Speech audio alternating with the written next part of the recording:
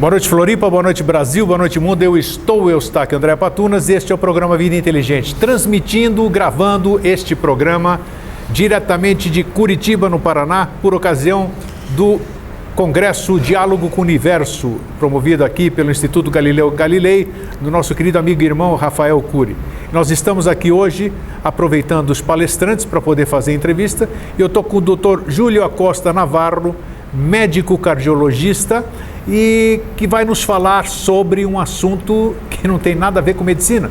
Nós vamos falar sobre ufologia científica. Por que ufologia científica? Porque é ufologia baseada na ciência, ufologia com alicerces, uma coisa que é muito necessária nos dias de hoje, quando se fala em ufologia holística, ufologia mística, ufologia espiritualista. Então, nós estamos aqui para falar sobre a ufologia científica e, para tanto, vamos conversar com o Dr. Júlio Acosta Navarro. Tudo bem, Dr. Júlio? Tudo bem, obrigado, André, pelo convite. Prazer em recebê-lo aqui. Sim. E o que levou, interessante isso, né? Cada pessoa tem os seus estudos. O que levou um médico, né? Uma pessoa da ciência, buscar o estudo de um fenômeno tão debatido, vamos dizer, tão místico, que é o disco voador. Tem muitas pessoas. Eu, por exemplo, eu entrei para o mundo da ufologia há 55 anos porque eu tive um avistamento em cima da minha casa, em São Paulo. Eu morava no bairro do Paraíso. Eu avistei, minha família avistou, meus vizinhos avistaram, aquela coisa maravilhosa, girando sobre o seu próprio eixo. Então, a partir de lá, nunca mais eu parei de lidar com ufologia e tive outras experiências também. Certo. O seu caso também foi baseado numa experiência? Na verdade, eu tenho uma formação estritamente acadêmica, né, pela minha profissão, e depois da minha profissão tive a oportunidade de fazer estudos de pós-graduação em universidades de um nível alto e muito exigente. Então, isto me fez obter um compromisso, né? Eu me considero um cientista. Sim. Então, como cientista, eu assumi uma responsabilidade frente à sociedade. Claro. Uma espécie de compromisso e gratidão, pelo menos por duas nações, né? Uma das quais me viu nascer e me deu meus primeiros estudos, que foi o Peru, e atualmente o Brasil, que há 20 anos estou aqui e continuo me dando esse amor, esse carinho, os estudos, né? Para o qual, né, consegui ferramentas intelectuais, né? Para poder fazer imersor dentro da pesquisa científica sensu estricto. Dentro do campo da área médica, teve a oportunidade de fazer, né, alguns trabalhos científicos que foram publicados, apresentados em congressos convencionais, ortodoxos, não? Sim. Isso, tendo essa base, essa estrutura, teve a decisão, né, de assumir um compromisso, né, com uma questão que acredito que é da maior importância, não só para a sociedade, mas para a humanidade, que é a questão da ufologia. E a ufologia, como você bem colocou, né, tradicionalmente no Brasil, América Latina, né, é mais conhecida no aspecto holístico, empírico, né, até espiritualista. Sim. Né? E a ufologia científica, né, que foi iniciada principalmente por investigadores americanos e franceses, né, é pouco conhecida, está muito abandonada a questão da pesquisa científica na ufologia. Vale dizer, né, já falando da questão da comunidade científica, que a comunidade científica convencional e ortodoxa, 99,9%, né, é consensual que não aceita que seres extraterrestres estejam vindo através de discos voadores. Qual é a também não aceitam que no passado eles tenham passado por aqui deixando vestígios de civilizações. Os cientistas tradicionais. Mais que tradicionais, na verdade, ortodoxos. Ortodoxos, sim. E até, eu digo, o mainstream quer dizer, a corrente dominante da comunidade, né, define como que a verdade é de que não está tendo esse contato, e não teve. Sim. A tal ponto de que há uns anos foi criado o programa SETI, né? Sim. SETI, que é a busca de vida inteligente através de radiotelescópios, porque assume-se que esse contato ainda não aconteceu. eles estão procurando o primeiro contato. Primeiro sinal, né? O primeiro sinal de vida inteligente, certo? Só que esta posição da comunidade científica, né, ele tem muitas falhas, muitos defeitos e muitos questionamentos na atualidade. Existem argumentos de índole científico para questionar esse status quo dominante, né? Justamente acreditando nisso e nós não caindo na infravalorização nem abaixo da autoestima, que tuve a iniciativa de criar, né, um grupo de estudo e também um projeto de pesquisa não convencional, né, chamado o Final Contact Project, que justamente assume este nome de Final Contact Project porque de uma maneira simbólica está trabalhando numa premissa diferente, né, ao SETI, porque SETI acredita que nunca teve contato, e o Final Contact Project é um projeto de pesquisa que trabalha hipóteses que é possível que possa estar acontecendo isso, sobre isso que se construem, né, seus fundamentos. Quanto tempo foi, quando foi criado isso? Tá. E por quem? Quem são os elementos que compõem o Final? Certo. Na verdade, o Final Contact Project, né, nasce, né, podemos datar... Final Contact Project. Isso. É o projeto do contato final. Isso, é o nome do projeto. Okay. Né? Ele, na verdade, nasce, né, oficialmente em 2008, né, um evento em Barueri, quando um grupo de São Paulo me convidou a palestrar sobre os contatos imediatos de quinto grau. Então, para aquela época, com muita... para mim, todo convite para palestrar de ufologia é uma honra. Então, é uma coisa muito especial. Mas aí eu vou querer saber como é que o senhor chegou na ufologia, né? Isso, na verdade... não, tem que saber. Vamos lá. Então, em 2008, né, a propósito, trabalho intensamente, né, para canalizar, né, a minha experiência de muitas décadas na ufologia, porque a minha experiência na ufologia ele tem 37 anos atualmente. Dentro da ufologia. Então você teve experiências ufológicas. Na verdade, mais que experiência, na verdade, o interesse começou há 37 anos. Sim, mas deve ter tido uma causa, claro. Na verdade, claro, tem uns momentos, explicações, né? Mas publicamente eu não... Se reserva. Comento. Sim. Okay. Eu, como cientista... tem que ter uma explicação, o que vai um médico cardiologista metido na ufologia. Então tem que ter por quê? Porque provavelmente aconteceu alguma coisa com ele, algum fenômeno que ele prefere se reservar. Exatamente. Certo? Então é isso aqui. Já chegamos no caminho. A posição do cientista, né? O cientista, a primeira coisa que ele aprende é não misturar, não influenciar as questões de índole pessoal na sua hipótese de trabalho. Claro. Isso é um princípio do cientista. Mas é importante porque você, como um cientista, como um médico, deve ter tido uma experiência que te convenceu, senão uma pessoa... então é uma coisa bem relevante que corrobora com esse início das suas pesquisas. Ou seja, você tem graduação, inteligência e provas para alicerçar cientificamente a pesquisa e formar um grupo para estudar alguma coisa. É isso. Na verdade, essa questão pessoal é outra história. Na verdade. Só que eu quero, na verdade, para o público, na verdade... Mas o público precisa saber como é que você chegou lá. Então, mas já soube. Aconteceu alguma coisa que te fez acontecer isso. Okay. Claro, podemos considerar assim. Então, o 2008, né, veio o nascimento desse banco de dados, né, que até o ano seguinte, no livro Síndrome de Capitalismo, investigando um caso de contato de quinto grau, né? Vamos lá, em 2009, vamos tentar dar um close aqui no livro aqui? Você consegue? Aqui em cima tem um botãozinho em cima da câmera aqui, ó, frente e verso aqui, ó. Vamos ver. Isso. Então, em 2009 eu apresentava esse livro que é fruto de uma pesquisa de um suposto contato avançado nos Andes peruanos. Como é que é o nome desse livro aqui? Síndrome de Capitalismo, o caso extraordinário de Vitkonovi, que é o caso investigado. É um caso investigado, um livro investigado, obrigado, exatamente, Montanaro. Durante muitos anos. Isso aí, vamos voltar para nós aqui. Né, em 2009 já se publica os primeiros, né, dados do banco de dados. É parte do banco de dados, né, que seria um banco de dados de supostos casos de contactos de quinto grau. Então, o que é? Vamos lá, contato de quinto grau. E então, dentro da ufologia, eu tenho 55 anos de ufologia, eu conheço, toma-se como padrão Contato de primeiro grau. Avistamento a longa distância, longe. Contato de segundo grau. Ele aterriza ou interfere com ou um interfere carro, no meio ambiente, animais, deixa vestígios na vegetação. Perfeito. Né? Terceiro. É baseado no filme onde os testemunhos afirmam ter visto os seres extraterrestres. Exato. Ou seja,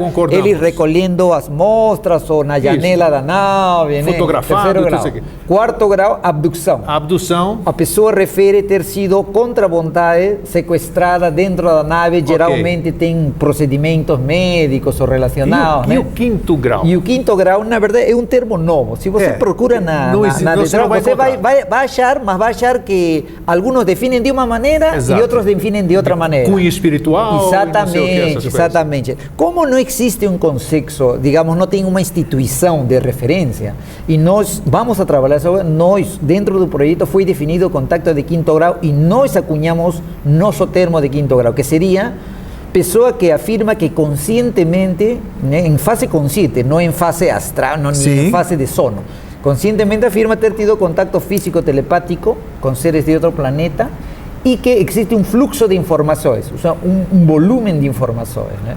Só me faz uma parte aqui, só me responde uma curiosidade. Por que necessariamente seres de outro planeta? O que dá essa segurança de que estamos lidando dentro daquilo que eu vi, aquilo que você viu, que todo mundo vivenciou? O que nos dá essa segurança para achar que é de outro planeta? Só porque nós desconhecemos é de outro planeta? Claro, claro. Aí está certo a aclaração no sentido de que quando nos referimos a isto e utilizamos de uma maneira geral, extraterrestre, se refere a seres provenientes da Lua, por exemplo, de um satélite de um planeta do sistema solar, fora da Terra, de um planeta de outra constelação, de outra galáxia, de outra dimensão, ou até intraterrestre. Então, na verdade, quando utilizamos a palavra extraterrestre, não estamos falando de um planeta, estamos falando amplamente no sentido, ou seja, algo que não é da Terra, ou seja, que nenhum ser, né, que como nós, né, convivem na nossa sociedade, se refere principalmente a isso. Okay. Né? Então essa seria a definição. Então tendo nossa definição de contacto de quinto grau, nós sempre falamos a palavra de suposto contacto, suposto, porque todo caso que sai na mídia, no YouTube, nos programas da tarde da mulherada, que tem um monte de programas da tarde que sempre traz alguém falando que falou com um ser extraterrestre, aquele que publica um livro. Então, todas estas pessoas, todos são suspeitas. Sim. Todos são suspeitas. Mas a gente tem que respeitar a experiência. Claro, ninguém pode dizer, todos vocês são mentira. Ou todos vocês são verdade. Então, aí se tem que fazer uma pesquisa em cada um deles de uma maneira ordenada e sistematizada para depois dessa pesquisa você poder dizer, né, eu utilizando estes métodos, estas ferramentas metodológicas, cheguei à conclusão, né, científica, baseada no meu método, de que esse caso é autêntico ou é um caso falso. Maravilha. Isto é, na verdade, a grande contribuição e até uma contribuição revolucionária no campo da ufologia. E uma coisa assim originária da América Latina, na verdade, porque com a experiência que tenho em 2 países da América Latina, e isso é uma coisa que com satisfação, né, apesar que existe resistência, com satisfação, existe muita gente, o grupo que se formou sobre o projeto, né, justamente enxerga isso, o grande valor. As pessoas, né, de cidades dentro de São Paulo, instituições, né, que estão colaborando através de uma série de facilitações para eventos, coisas desse tipo, então conseguem enxergar o valor, né, para a ciência disto, apesar da grande resistência, né, que tem, né, na comunidade científica. Né?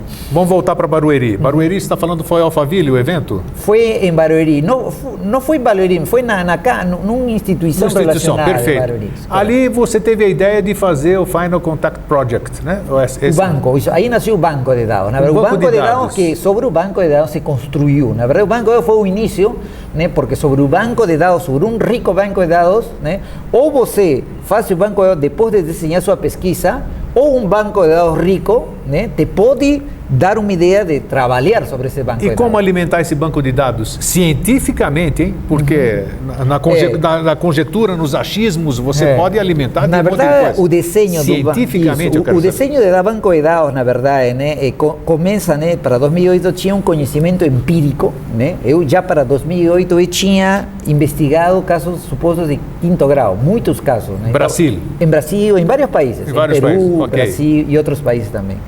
Então, contando com a experiência, né, empírica desse estudo, desses supostos casos, né, é que esse banco de dados, né, as variáveis do banco de dados, como é ordenado, né, é baseado nesse conhecimento empírico disso, além do conhecimento formal, né, que teve dentro da comunidade acadêmica convencional. Para um estudo médico, para um estudo de índole de ciências biológicas, uno aprende a selecionar as melhores variáveis, né, para trabalhar a sua pesquisa. Então, utilizando essa experiência que foi estabelecido um banco de dados com quase 100 variáveis, né, para cada caso estudado. Eu quero entender, a proposta é maravilhosa. Agora, como se alimentar um banco de dados cientificamente, considerando, vamos dizer, eu fui abduzido. Certo. Eu fui abduzido por seres, não importa de onde. Que prova eu tenho, fora a minha, a minha própria vivência disso, para eu alimentar o banco de dados? Então, por exemplo, é interessante, por exemplo, o caso isso. de Tasca, Antônio Tasca, uma pessoa, né, eu conheci ele pessoalmente. Que afirma, até depois vai me passar o contato, porque eu conheço atrás, mas agora não o contato só no outro mundo, porque ele morreu, infelizmente. Sim, mas a família. Antônio mas, assim, Nelson Tasca, uma pessoa maravilhosa. Nelson Tasca, por exemplo, um caso que entrou dentro da nossa casuística investigada. Foi. Teve aqui nos congressos. Isso, temos um congresso, vídeo no YouTube, o livro que ele escreveu. Sim, também. E nós temos uma conclusão desse caso. Então, o que acontece? Temos um V nas costas dele, então, você lembra? Como que se alimenta o banco de dados? Né? Esse banco, a gente analisa toda a história dele, se a gente consegue entrevistar, investigar diretamente a pessoa, lo faz, né? E sobre toda essa informação proporcionada, né, ou publicada, a gente coloca, né, o banco de dados. O banco de dados, na verdade, é uma série de dados reportados, né, ou algunos casos, ou unos dados conseguidos por nós, porque às vezes, por exemplo, tem uma variável, como ubicar esta pessoa, isso não está no livro não está o telefone, o e-mail, sim, então, isso são alguns dados conseguidos na pesquisa, outros são dados que já são públicos a través das publicações. Então, nós construímos o banco de dados. Então, sobre essa construção, né, isto é uma referência para poder levantar, né, a pesquisa, a hipótese, que é a questão central, né? A hipótese que vai ser trabalhada, né, no projeto de contato final é que, baseado no fato de que a comunidade científica sustenta, o sea, nega a visita, porém está furada, o sea, porque existem argumentos, a equação de Drake, os reportes dos astronautas, né, os restos, os vestígios de civilizações no passado que não têm explicação, né? Então tem uma série de elementos objetivos e científicos que, no mínimo, fazem, né, perguntar-se se os extraterrestres podem estar aqui. Então, sobre esse contexto que se levanta a hipótese, e a hipótese qual é? É possível ou é provável que esse contato esteja acontecendo. Agora, a outra grande contribuição é como dizer que aconteceu. Ou seja, como nós vamos a dizer, o senhor Tasca, o senhor Sixto, o senhor Trigueirinho, o senhor Jan Van Elan, que todos afirmam ter contato, como que a gente vai se distinguir, né, se é um fato real? E isso é a grande contribuição do projeto de contato final. Ótimo, mas eu quero saber o seguinte, quem é que, para você ter credibilidade hoje nesse meio, o próprio grupo, quem são os componentes desse grupo? Eu acho que os componentes têm que ser pessoas graduadas, têm que ser cientistas ou não? Ou não são? São ou não são? Na verdade, quem faz parte? O criador, o pai deste sou eu. Você, né? claro, o pai é um cientista, já está lá, já com um bom começo. Exatamente. Agora, eu recrutei para 2011, apesar de que o Banco de Dados começou em 2008, a equipe que formaria o resto, né, do trabalho foi recrutada em 2011. Tá, quem foi? 2011, então, eu em São Paulo, né, através da conferência... Não precisa nem dizer as pessoas, só é uma equipe multidisciplinar de profissionais e técnicos. Profissionais e técnicos. É uma equipe multidisciplinar, onde tem, já teve, né, físicos, né, psicólogos, isso é importante. Né, psicólogos, isso, muito bom. Né, teve jornalistas, linguistas, né, e pessoal técnico também. Ou seja, teve várias. No momento, tem uma equipe de 16 pesquisadores. Ou seja, eu coordeno e comando 16 pesquisadores. Doutor, que progressos vocês tiveram de 2008 ou de 2011, não importa, até agora? Qual é o progresso? O que você pode dizer? O objetivo foi alcançado, está sendo alcançado, é um banco de dados? Isso, na verdade, o grande avanço é de que a pesquisa, né, como desenhada no início, né, foi executada, os dados foram levantados, o paper, que é o relatório técnico-científico, foi feito e ainda o trabalho já foi encaminhado a revistas científicas. Então, o grande avanço é de que estamos falando de uma pesquisa terminada. O que ela não está publicada, que é diferente, que são coisas de uma coisa é acabada, né? E outra coisa é aceita por uma revista científica e depois de ser aceita, publicada. Na verdade, estamos na fase da luta de que este trabalho seja aceito por alguma revista científica. Muito bom. E estamos nessa fase, uma fase avançada. E estamos nessa fase, né, de uma luta constante. Porque tradicionalmente, né, um editor de uma revista científica, né, estamos falando de ciência, assim, no senso estrito da palavra, quando recebe um trabalho, né, esta revista especializada em uma área, ele vai ver, né, vai ver o editor a quem dos reviewers ou revisores ele vai encaminhar para que façam um análise detalhado dos valores, sem dúvida, de eficiência do trabalho. Fundamentação, imagine que revista, né, que revista da comunidade científica vai receber isso e o editor vai encaminhar a quem? Se a ufologia, né, é uma coisa que está nascendo, que na verdade, senso estricto, eles na verdade, a ufologia, como volto a repetir, né, não é uma ciência. Não. Eu, como cientista, eu defendo que é uma ciência. Eu, como cientista, posso dizer que é uma ciência e uma ciência nobre. Por quê? Porque a ufologia, né, ele tem um foco de estudo, pode ser aplicado um método, tá? É uma ciência nobre até porque ninguém é pago pela ufologia, não existe faculdade, não existe título, não existe mercado de trabalho. Não existe, e acima de tudo, né, o cientista pode suar na cara dele, entendeu? Então, não existe nem graduação nem formação. Exatamente. É uma ciência nobre que nasce. Então, estamos em esta situação, em este avanço, ou seja, temos progressos tanto a nível da pesquisa, a nível da difusão, né? O número de pesquisadores cada vez aumenta. Começamos com 7, 9, 10, 15 pesquisadores, né? Então, onde vocês hoje, a sede é em São Paulo? Exatamente. Vocês têm uma sede física ou não? Na Vila Mariana. Na Vila Mariana? No meu escritório, na Vila Mariana. Isso. No seu escritório, no seu consultório? Na minha biblioteca, na verdade. Sua biblioteca, sim, tá. Então, vocês têm reuniões como, assim? Para geralmente, cada 3 semanas, nos reunimos cada 3 semanas, os sábados à tarde. Sábados à tarde, uma vez por mês, vamos dizer? Exatamente. Não, cada 3 semanas. Cada 3 semanas. Essas reuniões são abertas para os interessados ou são reuniões fechadas onde pessoas só convidadas? Na verdade, as pessoas que tenham interesse, né, se entram em contato através de alguns dos membros ou através diretamente comigo, né, para ver seu interesse, para ver se é o perfil, porque este grupo é um grupo seleto. É um grupo seleto, mas a pessoa não é que a pessoa pode ser seleto, na verdade. Por quê? Porque se você vê tradicionalmente como se desenvolvem os grupos, né, nas capitais de Brasil, você vai ver que tem grupos que cada mês fazem uma reunião, né, e os mesmos organizadores sempre estão dando uma palestra e a mesma comunidade de pessoas, né? São os mesmos que todos os meses vêm. Mas existe uma grande passividade, né, uma grande passividade do público.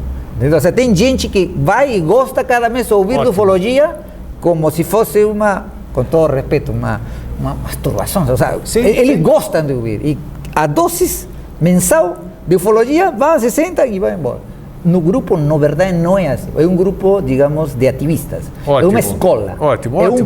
É um curso onde eu sou responsável de conduzir, né, a formação de pesquisadores de uma maneira científica. Bacana, admiro a sua coragem, bacana, um médico ainda, um assunto tão polêmico e ainda se capacitar para formar. Vocês têm alguma página na internet? Já foi feito? Tem. Recentemente tem em www.finalcontactproject.com, né? Okay, tem algumas informações. Eu vou anotar direitinho para colocar o caractere depois, para divulgar. E o meu e-mail, né? Qual é o e-mail que é usado para esses contatos? A princípio, o meu e-mail diretamente é jnavarro, underline número 2, arroba hotmail.com. Você está vendo aí, nós vamos fazer geração do caractere aí na televisão, você vai ver. Então, doutor, eu sei que o senhor tem que viajar agora. Não, que isso. Né? Então, a proposta é maravilhosa. Eu acho, há muito tempo militando na ufologia, acho que é uma proposta corajosa. Parabéns mesmo, porque precisa ter coragem para fazer isso, num tema polêmico, num tema, infelizmente, o que a gente tem visto, a ufologia não está caminhando para frente. A ufologia perdeu casuística, a gente não tem mais casuística hoje, não sabemos mais casuística. Você não vê mais jornal sair, nem televisão que apareceu um disco voador aqui. Você vai ver muito nos eventos tradicionais que falam, banco de dados, casuística, se fala. Na verdade, eu acho que a gente não deve, a gente tem que fazer. Entendeu? Exatamente. Então, por isso que eu digo, atitude corajosa, e é bom agora, eu tenho certeza que com a amplitude do Vida Inteligente, muitas pessoas vão te contatar, curiosos vão te contatar, claro também, que as pessoas querem saber, e também vai permitir as pessoas que têm experiências, as pessoas guardam essas experiências para si, porque sabem que são motivo de jocosidade, de gozação, de chamar de louco e tudo, e as pessoas gostam de compartilhar. Eu acho que você, a partir de hoje, vai ter uma grande possibilidade de aumentar esse banco de dados. E é assim que eu espero e que eu desejo sucesso para você e para o grupo. Desejo sucesso para você também no seu trabalho informativo, né? Que é muito importante. É isso aí. Então, para vocês que ficam, um fraterno abraço e um feliz sempre. Obrigado.